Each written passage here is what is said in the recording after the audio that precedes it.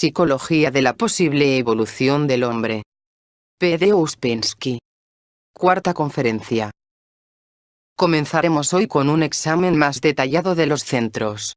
Este es el diagrama de los 4 centros. Centro intelectual. Cabeza. Centro emocional. Parte media del cuerpo. Pecho. Centros motor e instintivo. Parte inferior del tronco y espalda. El diagrama representa a un hombre de pie, de perfil, mirando hacia la izquierda, e indica la posición relativa de los centros, de manera muy esquemática. En realidad cada centro ocupa todo el cuerpo, y por así decirlo penetra todo el organismo. Al mismo tiempo, cada centro tiene lo que se llama su centro de gravedad. El centro de gravedad del centro intelectual está en el cerebro. El centro de gravedad del centro emocional está en el plexo solar. Los centros de gravedad de los centros motor e instintivo están en la médula espinal. Se debe comprender que en el estado actual del conocimiento científico no tenemos medios de verificar esta aseveración, principalmente porque cada centro incluye en sí mismo muchas propiedades que aún son desconocidas para la ciencia ordinaria y hasta para la anatomía. Parecerá extraño, pero el hecho es que la anatomía del cuerpo humano está lejos de ser una ciencia completa. Así que el estudio de los centros, que están escondidos de nosotros, debe comenzar por la observación de sus funciones, que están muy abiertas a nuestra investigación. Este es un método bastante usual en diferentes ciencias, física, química, astronomía, fisiología, cuando no podemos alcanzar los hechos, o los objetos, o las materias que deseamos estudiar, tenemos que comenzar por la investigación de sus resultados o de sus huellas. En este caso nos ocuparemos de las funciones directas de los centros, de manera que todo lo que establezcamos sobre las funciones se puede aplicar a los centros. Todos los centros tienen mucho en común y, al mismo tiempo, cada centro tiene sus propias características peculiares que siempre se deben tener presentes. Uno de los principios más importantes que se debe comprender en relación con los centros es la gran diferencia en sus velocidades, es decir, una diferencia en las velocidades de sus funciones. El más lento es el centro intelectual. Luego, aunque mucho más rápidos, vienen los centros motor e instintivo, que tienen más o menos la misma velocidad. El más rápido de todos es el centro emocional, aun cuando en el estado de sueño despierto muy raramente trabaje con nada que se aproxime a su verdadera velocidad, y por lo general trabaja a la velocidad de los centros instintivo y motor. Las observaciones nos pueden ayudar a establecer una gran diferencia entre las velocidades de las funciones, pero no nos pueden dar cifras exactas. En realidad la diferencia es muy grande, más grande de lo que uno puede imaginar que sea posible entre funciones del mismo organismo. Como acabo de decir, con nuestros medios ordinarios no podemos calcular la diferencia en la velocidad de los centros. Pero si se nos dice cuál es, podemos encontrar muchos hechos que no nos confirmarán las cifras, pero sí la existencia de la enorme diferencia. Así que, antes de dar cifras, deseo hablar sobre las observaciones ordinarias que podemos hacer sin un conocimiento especial. Por ejemplo, traten de comparar la velocidad de los procesos mentales con la de las funciones motrices.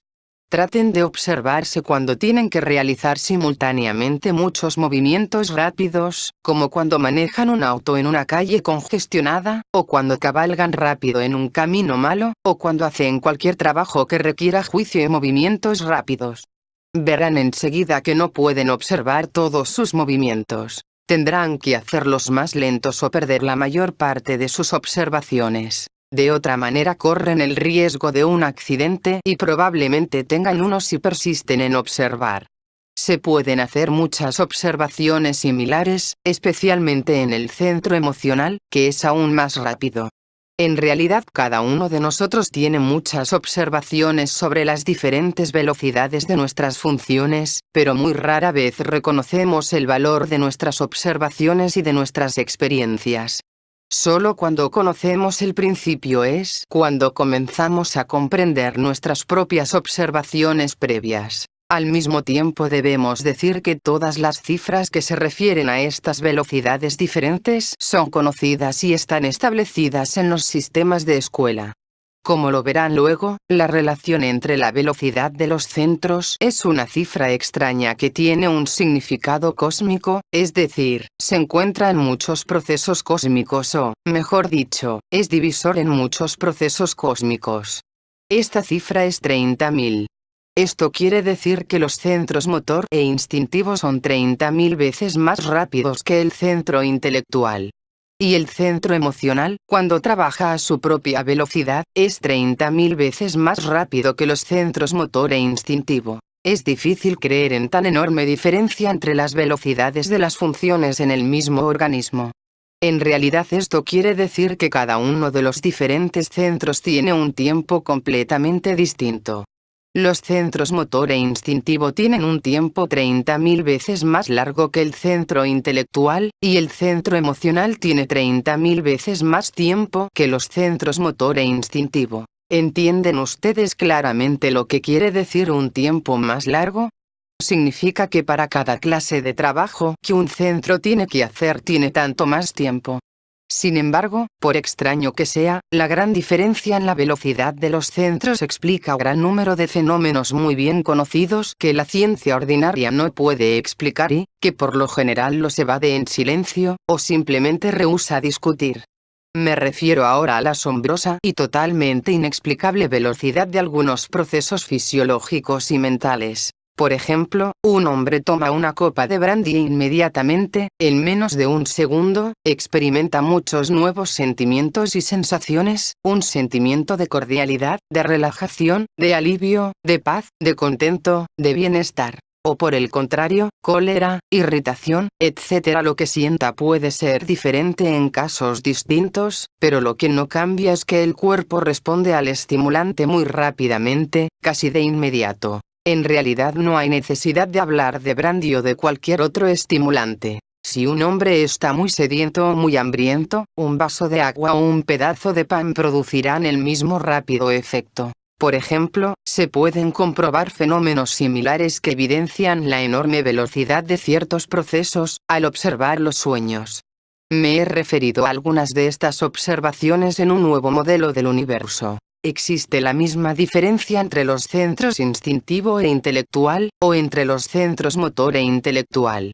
Pero estamos tan acostumbrados a estos fenómenos que raramente pensamos en qué extraños e incomprensibles son. Por supuesto, para un hombre que nunca ha pensado en sí mismo y nunca ha tratado de estudiarse a sí mismo, no hay nada extraño en esto o en cualquier otra cosa. Pero en realidad, desde el punto de vista de la fisiología ordinaria, estos fenómenos parecen casi milagrosos. Un fisiólogo sabe por cuántos procesos complicados se tiene que pasar entre tomar brandy o un vaso de agua y sentir sus efectos. Cada sustancia que entra en el cuerpo por la boca tiene que ser analizada, probada de diferentes maneras para solo después ser aceptada o rechazada. Y todo esto sucede en un segundo o menos. Es un milagro y al mismo tiempo no lo es. Puesto que, si conocemos la diferencia de velocidad de los centros y recordamos que el centro instintivo, que es el que tiene que hacer el trabajo, tiene 30.000 veces más tiempo que el centro intelectual, que es a través del cual medimos nuestro tiempo ordinario, podemos comprender cómo es posible que esto pueda suceder. Significa que el centro instintivo no tiene un segundo, sino aproximadamente 8 horas de su propio tiempo para este trabajo, y en 8 horas se puede llevar a cabo este trabajo en un laboratorio ordinario, sin prisa innecesaria. Así que nuestra idea de la extraordinaria velocidad de este trabajo es pura ilusión y la tenemos porque creemos que nuestro tiempo ordinario, o el tiempo del centro intelectual, es el único tiempo que existe. Más adelante volveremos al estudio de la diferencia de velocidad de los centros. Ahora tenemos que comprender otra característica de los centros, la que posteriormente nos dará muy buen material para la observación de sí y para el trabajo sobre nosotros mismos. Se supone que cada centro está dividido en dos partes, positiva y negativa. Esta división es particularmente clara en el centro intelectual y en el centro instintivo. Todo el trabajo del centro intelectual está dividido en dos partes, afirmación y negación, sí y no. En cada momento de nuestro pensar, uno de los dos prevalece sobre el otro o, en momentos de igual fuerza, llegan a la indecisión. La parte negativa del centro intelectual es tan útil como la positiva, y cualquier debilitamiento en la fuerza de una con respecto de otra acarrea desórdenes mentales. En el trabajo del centro instintivo, la división es también bastante clara, y ambas partes, positiva y negativa, o agradable y desagradable, son igualmente necesarias para una justa orientación en la vida. Las sensaciones agradables de sabor, olor, tacto, temperatura, calor, frescura, aire fresco, todas indican condiciones que son beneficiosas para la vida. Y las sensaciones desagradables de mal sabor, de mal olor, de contacto desagradable, la sensación de calor opresivo o de frío extremo, todas indican condiciones que pueden ser dañinas para la vida. Se puede entonces decir definitivamente que no es posible ninguna orientación verdadera en la vida si no se tienen ambas sensaciones, las agradables y las desagradables. Ellas son la verdadera guía de toda vida animal en la tierra y cualquier falla en ellas produce una falta de orientación y por consiguiente un peligro de enfermedad o de muerte. Piensen en qué rápido se envenenaría un hombre si perdiera todo sentido del sabor y del olor o si, de alguna manera no natural, venciera su disgusto natural por sensaciones desagradables. En el centro motor la división en dos partes, positiva y negativa, solo tiene un significado lógico, es decir, el movimiento en oposición al reposo. Para la observación práctica no tiene utilidad. En el centro emocional, a primera vista, la división es muy simple y obvia. Si tomamos emociones agradables, tales como alegría, simpatía, afecto, confianza en sí mismo, como pertenecientes a la parte positiva, y emociones desagradables, tales como aburrimiento, irritación, celos, envidia, miedo, como pertenecientes a la parte negativa, las cosas parecerán muy simples, pero en realidad son mucho más complicadas. Para comenzar, en el centro emocional no hay una parte negativa natural. La mayoría de las emociones negativas son artificiales. No pertenecen al mismo centro emocional y están basadas en emociones instintivas que les son completamente extrañas, pero que son transformadas por la imaginación y la identificación. Tal es el verdadero significado de la teoría de James y Lange, muy conocidas en su época. Ellos insistían en que todas las emociones eran en realidad sensaciones de cambios en los órganos internos y en los tejidos, cambios que se producían antes que las sensaciones, y que eran las verdaderas causas de las sensaciones. Eso quería decir que los acontecimientos exteriores y las constataciones interiores no producían emociones. Los acontecimientos exteriores y las constataciones interiores producían reflejos interiores que producían sensaciones, y estas eran interpretadas como emociones. Al mismo tiempo, las emociones positivas tales como amor, esperanza, fe, en el sentido que se les comprende usualmente, es decir, como emociones permanentes son imposibles para un hombre en el estado ordinario de conciencia. Ellas requieren estados de conciencia más elevados, requieren la unidad interior, la conciencia de sí, un yo permanente, y la voluntad. Las emociones positivas son emociones que no pueden llegar a ser negativas. Pero todas nuestras emociones agradables tales como alegría, simpatía, afecto, confianza en sí mismo, pueden, en cualquier momento, convertirse en aburrimiento, irritación, envidia, miedo, etc. El amor se puede convertir en celos o miedo a perder lo que uno ama, o en cólera u odio. La esperanza puede convertirse en ensueño y en la expectativa de quimeras, y la fe puede convertirse en superstición y en una débil aceptación de un reconfortante disparate. Hasta una emoción puramente intelectual, el deseo de conocimiento, o una emoción estética, es decir, un sentimiento de belleza o armonía, si se llega a mezclar con identificación, se une de inmediato con emociones de orden negativo tales como el orgullo, la vanidad, el egoísmo, la presunción, etc. Se puede entonces decir, sin posibilidad de equivocarnos, que no podemos tener emociones positivas. Al mismo tiempo, en la práctica, no tenemos emociones negativas que existan sin imaginación ni identificación. Por supuesto que no se puede negar que además de las muchas y variadas clases de sufrimientos físicos que pertenecen al centro instintivo, el hombre tiene muchas clases de sufrimientos mentales que pertenecen al centro emocional. tiene muchas penas, agravios, temores, aprensiones, etc., que no se pueden evitar y que están tan íntimamente ligados a la vida del hombre como la enfermedad, el dolor y la muerte. Pero estos sufrimientos mentales son muy diferentes de las emociones negativas que están basadas en la imaginación y en la identificación. Estas emociones son un fenómeno terrible. Ocupan un enorme lugar en nuestra vida. Se puede decir de mucha gente que todas sus vidas están reguladas y controladas, y al final arruinadas, por emociones negativas. Al mismo tiempo, las emociones negativas no desempeñan ningún papel útil en nuestras vidas. No nos sirven de orientación, no nos dan ningún conocimiento, no nos guían de una manera sensible. Por el contrario, malogran todos nuestros placeres, hacen de la vida una carga para nosotros, e impiden muy efectivamente nuestro posible desarrollo porque no hay nada más mecánico en nuestra vida que las emociones negativas. No podemos llegar a controlar nunca las emociones negativas. La gente que cree que puede controlar sus emociones negativas y manifestarlas cuando quiere, simplemente se engaña a sí misma. Las emociones negativas dependen de la identificación. Si en un caso particular se destruye la identificación, ellas desaparecen. Lo más extraño y fantástico sobre las emociones negativas es que la gente en realidad las adora. Creo que para un hombre mecánico ordinario, lo que más le cuesta advertir es que las propias emociones negativas y las de los demás no tienen ningún valor y que no contienen nada noble, nada hermoso, ni nada fuerte. En realidad las emociones negativas no contienen otra cosa que debilidad y muy a menudo el comienzo de la histeria, de la locura, o del crimen. La única cosa buena de ellas es que, siendo totalmente inútiles y habiendo sido creadas artificialmente por la imaginación y por la identificación, se pueden destruir sin que ocasionen ninguna pérdida.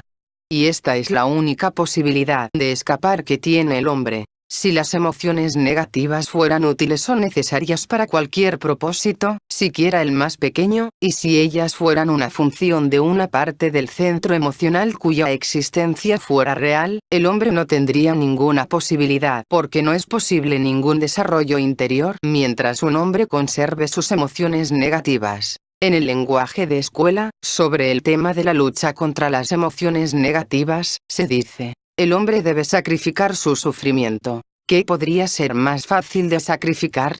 Dirá todo el mundo. Pero en realidad la gente sacrificaría cualquier cosa antes que sus emociones negativas. No hay placer ni satisfacción que el hombre no estaría dispuesto a sacrificar, incluso por razones muy triviales, pero nunca sacrificaría su sufrimiento. Y en cierto modo hay una razón para ello. De manera bastante supersticiosa, el hombre espera ganar algo al sacrificar sus placeres, pero no puede esperar nada por el sacrificio de su sufrimiento. Está lleno de falsas ideas sobre el sufrimiento. Aún cree que el sufrimiento le es enviado por Dios, o por los dioses, como castigo o para su educación, y hasta tendrá miedo de oír que es posible librarse de su sufrimiento de manera tan simple. La idea se hace todavía más difícil de comprender debido a la existencia de sufrimientos de los cuales el hombre realmente no se puede liberar, y de muchos otros sufrimientos que están basados enteramente en la imaginación del hombre, y a los cuales no puede ni quiere renunciar, como la idea de injusticia, por ejemplo, y la creencia en la posibilidad de destruir la injusticia. Además de esto, muchas personas no tienen otra cosa que emociones negativas. Todos sus yoes son negativos. Si se les quitara las emociones negativas, simplemente colapsarían y se volverían humo. ¿Y qué le pasaría a toda nuestra vida, sin emociones negativas? ¿Qué le pasaría a lo que llamamos arte, al teatro, al drama, a la mayoría de las novelas? Desgraciadamente no hay probabilidad de que desaparezcan las emociones negativas. Las emociones negativas solo pueden ser vencidas y solo pueden desaparecer con ayuda del conocimiento de escuela y de los métodos de escuela. La lucha contra las emociones negativas es una parte del entrenamiento de escuela y está íntimamente ligada con todo el trabajo de escuela. Si las emociones negativas son artificiales, anormales, e inútiles, ¿cuál es su origen? Como no conocemos el origen del hombre, no podemos discutir esta cuestión, y solo podemos hablar de las emociones negativas y de su origen en relación con nosotros mismos y con nuestras vidas. Por ejemplo, al mirar a los niños podemos ver cómo se les enseña emociones negativas y cómo las aprenden ellos por sí mismos a través de la imitación a los adultos y a los otros niños. Si desde temprana edad se pusiera a un niño entre gente que no tiene emociones negativas, probablemente él tampoco las tendría, o tendría tan pocas que podrían ser fácilmente vencidas con la educación adecuada. Pero en la vida real las cosas suceden muy diferentemente. Con la ayuda de todos los ejemplos que puede ver y oír, con la ayuda de la lectura, del cine, etc., un niño de alrededor de 10 años ya conoce toda la gama de emociones negativas y puede imaginarlas, reproducirlas, e identificarse con ellas tan bien como cualquier adulto. En los adultos las emociones negativas están apoyadas por la constante justificación y glorificación que de ellas hacen la literatura y el arte, y por la autojustificación y autoindulgencia personal.